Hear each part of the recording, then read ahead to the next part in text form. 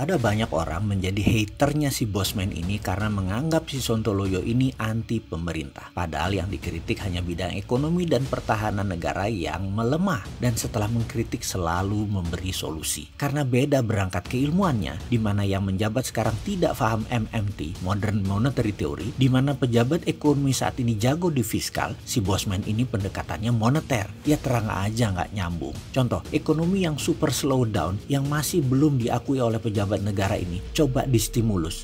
Stimulusnya semuanya relaksasi pajak. Ya pasti nggak jalan lah. Harusnya pendekatannya moneter, yaitu pompa uang ke sistem. Jadi bisa terlihat apa yang akan terjadi tahun ini dan tahun depan dengan relaksasi pajak tersebut kan. Sama seperti analisa kita sejak tahun 2017 di mana Rinso dijadikan ujung tombak ekonomi Indonesia. State capitalism yang jadi ujung tombak ekonomi berbasis pinjaman korporasi BUMN yang membuat hutang naik 3 kali lipat untuk membiayai proyek yang kurang begitu produktif. Lalu strategi nasionalisasi, Freeport diambil 51%, Blok Rokan, Blok Mahakam, dan berbagai lokasi lainnya diambil. Padahal kalau mau pendapatannya lebih tinggi tidak perlu kepemilikan sebuah usaha yang diambil. Negara tidak perlu berbisnis, dipajaki saja, tinggiin saja pajaknya, sama juga dapat untungnya. Kalau dinasionalisasikan ini bertentangan dengan semangat FDI, Foreign Direct Investment. Karena seperti komentar rekan-rekan bisnis saya dari Eropa dan ASEAN, males invest di Indonesia, nanti diambil asetnya, tinggal separuh mungkin. Kayak kita ini sewain tempat buat usaha. Ketika si pedagang bisnisnya bagus, tuan rumah berpikir, kenapa gue sewain?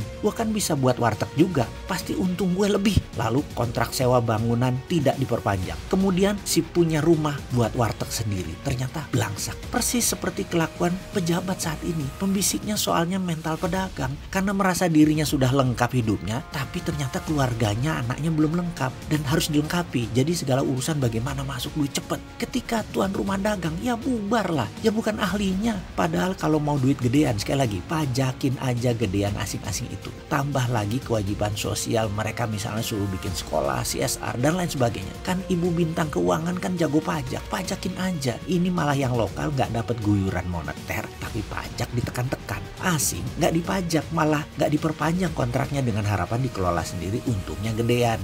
Hehehe.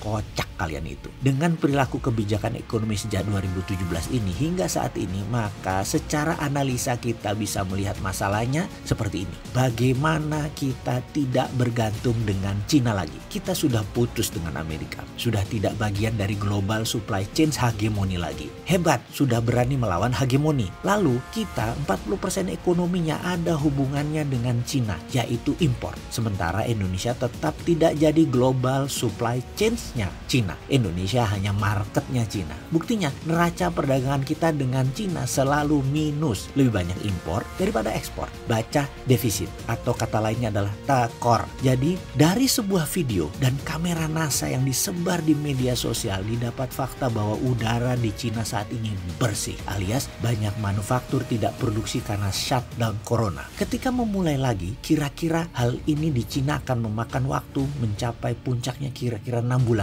Jadi katakan Cina mulai bulan Juni tahun ini kembali menaikkan kapasitasnya. Maka puncaknya akan dicapai Desember 2020.